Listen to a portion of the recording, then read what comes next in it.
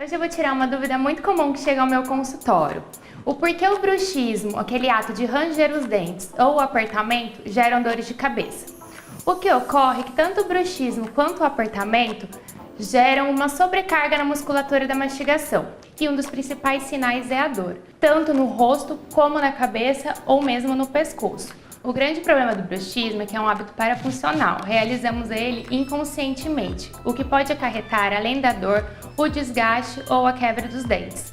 Para o desgaste e para a quebra, trabalhamos com as placas de acrílico que ajudam nessa proteção tanto para a noite como para o dia. E para a dor trabalhamos com TENS, com a termoterapia e com o agulhamento a seco. Por isso é importante sempre procurar um profissional qualificado.